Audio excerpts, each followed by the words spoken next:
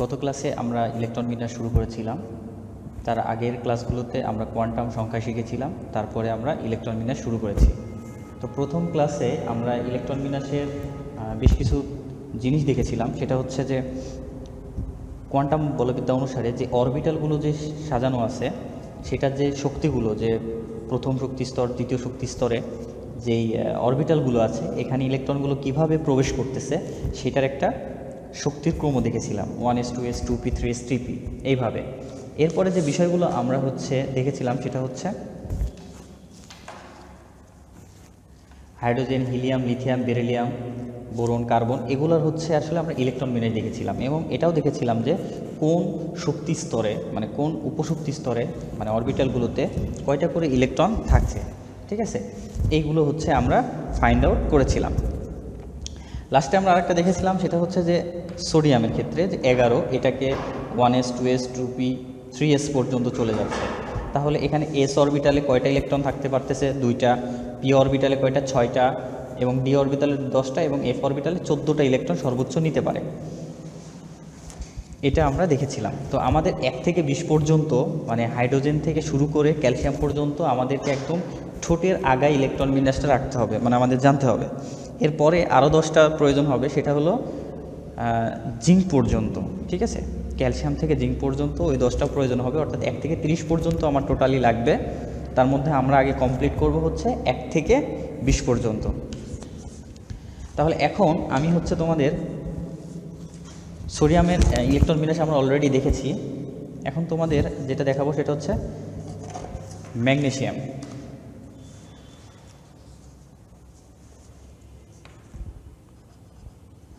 Mg। ঠিক আছে, তো ম্যাগনেসিয়াম কত? 12। তাহলে এটাকে আমরা কীভাবে লিখতে পারি? 1s 2s 2p। তাহলে এখানে 12টা ইলেকট্রন আসবে, তাহলে এসে 2টা নিতে পারে, এসে 2টা, তাহলে কত হলো? 2 2 4টা। পিতে নিতে পারে 6টা, তাহলে কয়টা হচ্ছে বলো তো? 10টা। তাহলে 1s 2s 2p 3s। তাহলে 3s এ কয়টা? এখানে এস অরবিটালে কয়টা দিতে পারবে? 2টা না? 2টা দিয়ে দিলাম। তাহলে 2টা। এখানে দ্বিতীয় যে শক্তিস্তর আছে, এখানে কয়টা হলো? 8টা। তাহলে 2 8 আর 2 12টা হয়েছে। এটা হচ্ছে ম্যাগনেসিয়ামের। এরপরে অ্যালুমিনিয়ামের যদি আমরা দেখি, Al, এর হচ্ছে 30।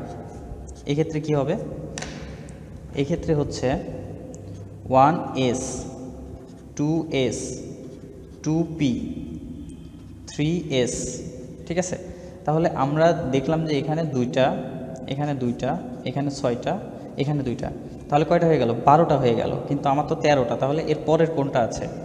আমরা যদি আমাদের যেই শক্তির ক্রমটা যদি একটু দেখি, তাহলে প্রথমে আছে 1s 2s 2p 3s 3p। তাহলে এবার কি লিখতে পারি? আমি 3p লিখতে পারি। ঠিক আছে, 3p। তাহলে এখন এই 3pতে আমি কয়টা দেব? একটা ইলেকট্রন দেবো। 3pতে কয়টা দেব? একটা। ঠিক আছে, তাহলে 1s 2s 2p 3s 3s 3p, right? তাহলে এখন আমরা এখানে কি দেখতে পাচ্ছি? 2টা, এইটাই 8টা, আর এখানে 3টা। ঠিক আছে, তাহলে এইভাবে অ্যালুমিনিয়ামের ইলেকট্রন বিন্যাসটা হয়ে গেল। এভাবে তাহলে আমরা কি পর্যন্ত? ক্যালসিয়াম পর্যন্ত ইলেকট্রন বিন্যাস করব। সুতরাং এই কাজটা তোমরা বাসায় করবো। আমি তোমাদেরকে গতকালকে হোমওয়ার্ক দিয়েছিলাম, বাট হোমওয়ার্কটা আমি রিপ্লে পাইনি। সুতরাং যারা করো নাই তাদেরকে আমি আবারও বলছি, তোমরা ডেফিনেটলি এইটা হোমওয়ার্কটা করে 1 থেকে 20 পর্যন্ত, অর্থাৎ 1 থেকে 20 পর্যন্ত, হাইড্রোজেন থেকে ক্যালসিয়াম পর্যন্ত ইলেকট্রন বিন্যাস। ঠিক আছে, ইলেকট্রন বিন্যাস করে অবশ্যই তোমরা এটা আমাকে দেখাবা। আচ্ছা, তাহলে এখন আমরা কি শিখব? এখন শিখব হচ্ছে যে এই ইলেকট্রন বিন্যাস করতে গিয়ে আমরা 3টা নীতি দেখেছিলাম। সেটা হচ্ছে পলির বর্জন নীতি, আফবাউ নীতি, আর হচ্ছে হুন্ডের নিয়ম। আমরা 3টা নিয়ম দেখেছিলাম, রাইট? পলির বর্জন নীতি, আফবাউ নীতি এবং হুন্ডের নিয়ম। এটা হলো পরমাণুর ইলেকট্রন বিন্যাস করার জন্য প্রয়োজন। তাহলে এখন আমরা যেটা দেখব সেটা হচ্ছে পলির বর্জন নীতি। প্রথমটা পলির বর্জন নীতি, এই জিনিসটা কি? ওকে, তো পলির বর্জন নীতিতে আমরা চলে আসি। পলির বর্জন নীতি হচ্ছে 1925 সালে পলি একটা তোমার হচ্ছে নীতি প্রদান করে, ঠিক আছে? তো এই নীতিটাকে বলা হয়ে থাকে আসলে পলির বর্জন নীতি। তো তার নীতিটা কি ছিল? কোনো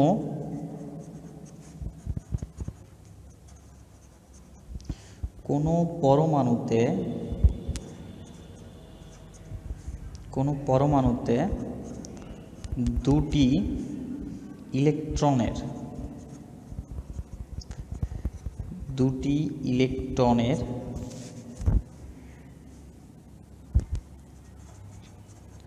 চারটি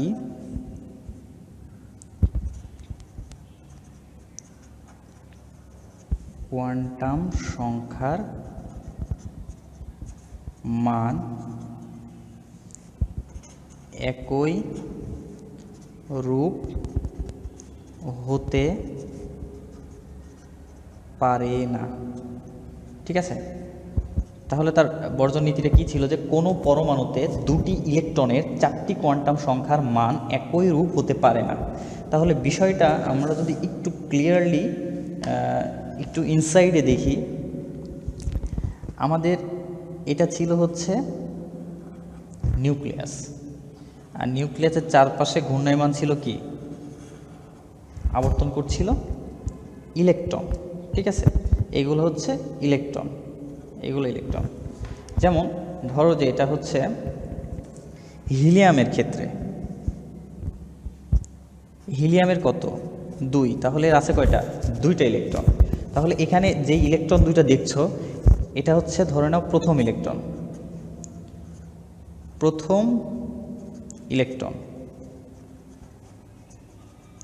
আর এটা হচ্ছে দ্বিতীয় ইলেকট্রন, ঠিক আছে? একটা হচ্ছে প্রথম ইলেকট্রন আর একটা হচ্ছে দ্বিতীয় ইলেকট্রন। এখন বলতেছে যে কোনো পরমাণুতে, এইটা পরমাণুতে দুটি ইলেকট্রনের চারটি কোয়ান্টাম সংখ্যার মান একই রূপ হতে পারে না। তার মানে আমরা কি জানি? চারটা কোয়ান্টাম সংখ্যা আমরা কি জানি বলো তো? আমরা কিন্তু চারটা কোয়ান্টাম সংখ্যা জানি। সেটা হচ্ছে, একটা হচ্ছে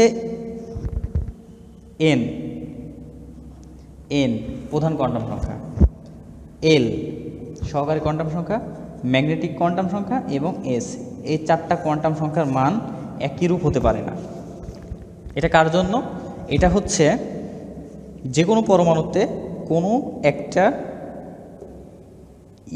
কোনো দুইটা ইলেকট্রন, ঠিক আছে, পাশাপাশি দুইটা ইলেকট্রন বা যে কোনো দুইটা ইলেকট্রনের মধ্যে কি হতে পারে না?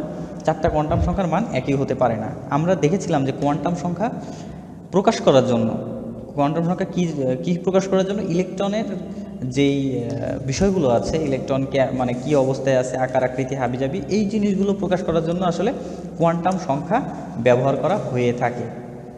তার মানে কি? 3টা, অর্থাৎ এন, এল, এম, এই 3টা যদিও বা সেম হয় কোনো ইলেকট্রনের জন্য, বাট স্পেন কোয়ান্টাম সংখ্যাটা কি ডেফিনেটলি আলাদা হবে।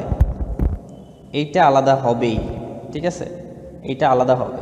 এই 3টা এক হলেও, এই 3টা এক হতে পারে, কিন্তু লাস্টের চতুর্থ যেটা স্পেন কোয়ান্টাম সংখ্যা, এই স্পেন কোয়ান্টাম সংখ্যার মান অবশ্যই আলাদা হবে।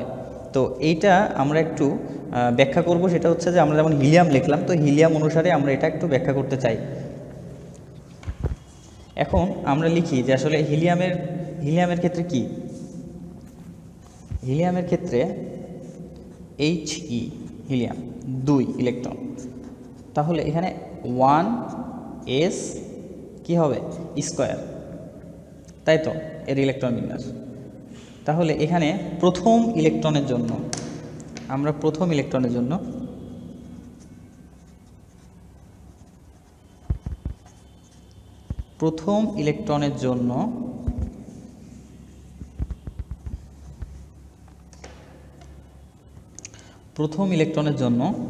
তাহলে এটা হচ্ছে কি, এন এর ভ্যালু কি হবে?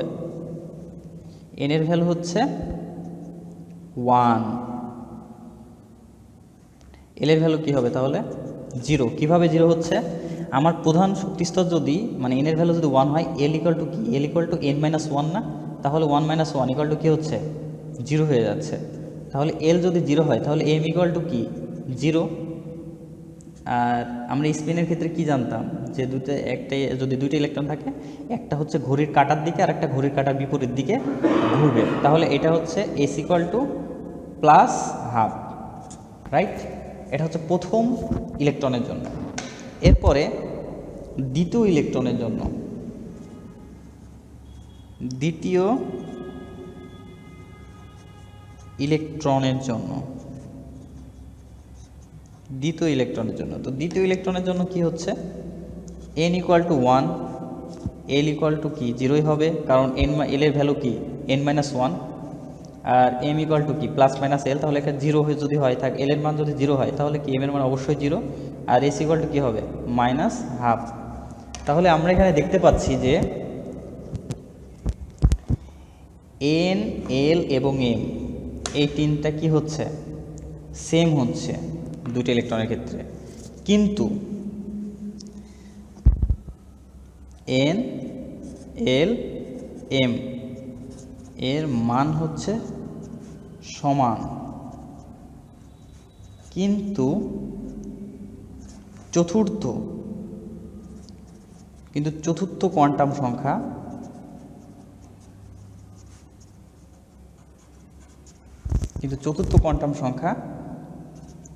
এস এর মান কি? ভিন্ন। ঠিক আছে? তাহলে একটার জন্য প্লাস হাফ আর একটার জন্য মাইনাস হাফ। তাহলে এই নীতিতে, পলির বর্জন নীতিতে তাহলে কি বলা হয়েছিল? পলির বর্জন নীতিতে বলা হয়েছিল যে কোনো পরমাণুতে দুটি ইলেকট্রনের 4টি কোয়ান্টাম সংখ্যার মান একই রূপ হতে পারে না। আমরা কি এখান থেকে প্রমাণ পাইলাম যে আমার হচ্ছে হিলিয়ামের ক্ষেত্রে দুইটা ইলেকট্রন আছে? কয়টা ইলেকট্রন আছে এখানে? দুইটা ইলেকট্রন। একটাকে প্রথম ইলেকট্রন ধরলাম, পরেরটাকে দ্বিতীয় ইলেকট্রন ধরলাম। তাহলে এই দুইটা ইলেকট্রনের প্রথম ইলেকট্রন এবং দ্বিতীয় ইলেকট্রনের 3টা কোয়ান্টাম সংখ্যার মান সেম হয়ে যাচ্ছে, কিন্তু চতুর্থ কোয়ান্টাম সংখ্যার মান ডেফিনেটলি আলাদা হচ্ছে, অর্থাৎ স্পিন কোয়ান্টাম সংখ্যার মান অবশ্যই আলাদা হচ্ছে। এই জন্য এটাই বলা হচ্ছে আসলে পলের বর্জন নীতি, যে কোনো পরমাণুতে দুটি ইলেকট্রনের 4টি কোয়ান্টাম সংখ্যার মান একই রূপ হতে পারে না। তাহলে কি একটি পারমাণবিক অরবিটালে সর্বাধিক দুটি ইলেকট্রন থাকতে পারে যদি তাদের স্পিন বিপরীতমুখী হয়। বুঝা গেছে? তাহলে এইখানে লাস্টের দিকে আর একটা কথা মানে মনে রাখতে হবে, সেটা হচ্ছে যে পলের বর্জনীতির মূল কথা সেটা হচ্ছে যে একটি পারমাণবিক অরবিটালে সর্বাধিক দুটি ইলেকট্রন থাকতে পারে যদি তাদের স্পিন কি হয়? বিপরীতমুখী হয়। তাহলে এখন আমরা যদি তোমার হচ্ছে এর মূল কথাটা একবার লিখি, সেটা হচ্ছে যে একটি পারমাণবিক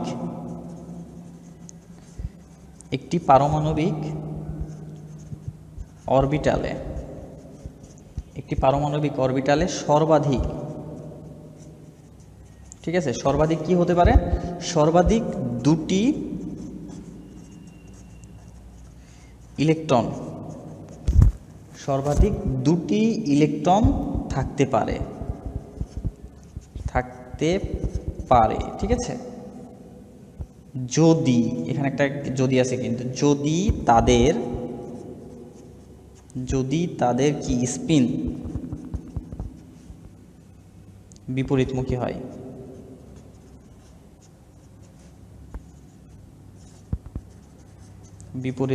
হয়। ঠিক আছে?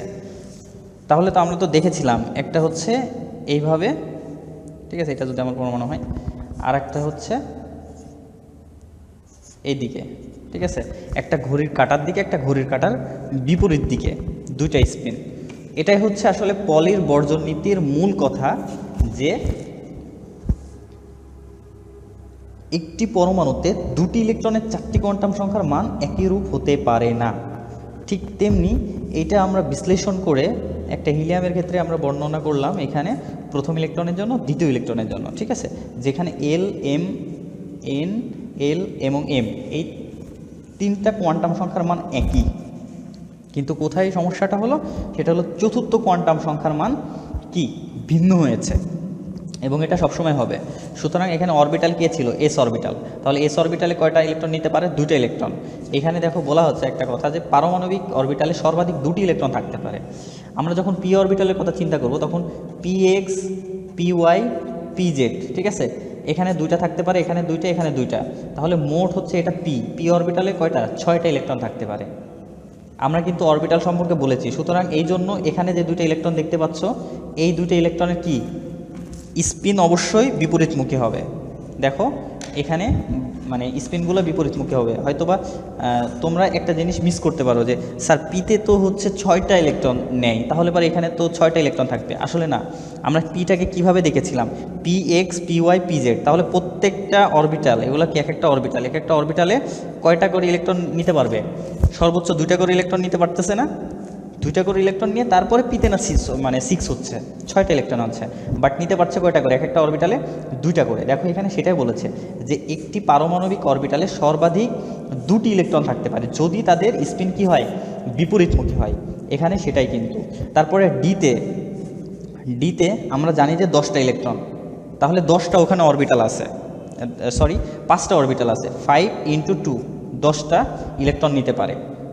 আবার ডি এর ক্ষেত্রে আমরা যদি, এটা তো ডি গেল, এফ এর ক্ষেত্রে হচ্ছে 7 × 2 মানে 7টা অরবিটাল আছে।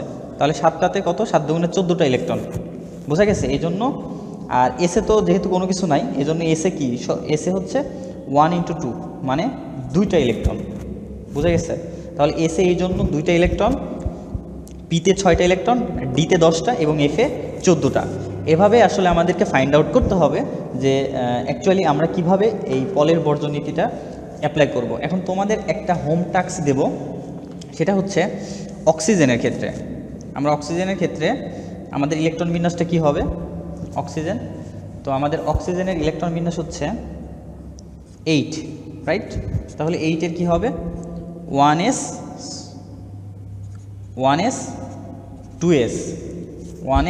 2s 2p, তাহলে 2, আর এখানে কত হবে? 2, আর এখানে কত হবে? 4, তার মানে 2, আর এদিকে কত? 6, 8, মিলে গেছে? 2 আর 4 8, ঠিক আছে। 6 আর এদিকে 2, 8। তাহলে এইটার ক্ষেত্রে আমরা 2s অরবিটালে, ঠিক আছে, যে 2s অরবিটাল যেটা আছে, এই 2s অরবিটালে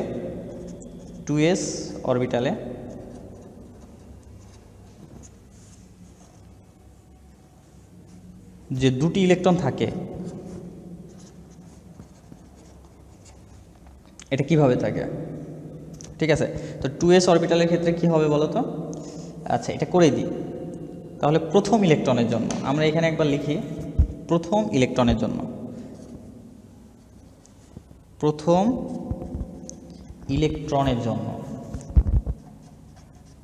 তাহলে প্রথম ইলেকট্রনের জন্য কি হচ্ছে? n = 2 না? n এর ভ্যালু এখানে কত? 2, কারণ এটা কি প্রধান শক্তি স্তর। n = কি? 2। এটা কোনটার জন্য আমরা বের করতেছি? এইটার জন্য, এই অরবিটালের জন্য, ঠিক আছে, 2s অরবিটালের জন্য। এখানে 1s এর জন্য আমরা বের করতে পারি, এখানে p এর জন্য আমরা বের করতে পারি। এটা হচ্ছে এক্সট্রাভাবে। তাহলে এখানে n এর ভ্যালু আসলে কত? 2। l এর ভ্যালু কত আসবে? l এর ভ্যালু আসবে হচ্ছে 0। কেন 0 বলো তো? এখানে একটু রাফটা এভাবে করি যে n = যখন 2 হচ্ছে তখন l = কী হচ্ছে বলো তো? 0 আর 1। তাই 0 মানে কি? s, আর 1 মানে কি? p। তা আমি বের করতেছি কার? s অরবিটালের না? দেখো তো s অরবিটাল না? 0। সুতরাং এখানে তো l এর ভ্যালু কি আসবে? 0 তো লিখতেই হবে। তাহলে l = 0 হলে m = 0, বাট স্পেন s = কি? প্লাস আপ, ঠিক আছে, স্পেন s = কি? Plus up. তাহলে দ্বিতীয় ইলেকট্রনের জন্য কি হবে? দ্বিতীয় ইলেকট্রনের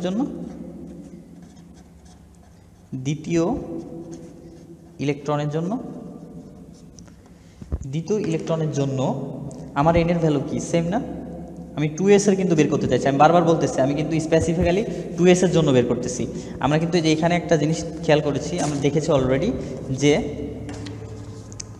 p এর জন্য প্রত্যেকটা অরবিটালে 2টা করে ইলেকট্রন।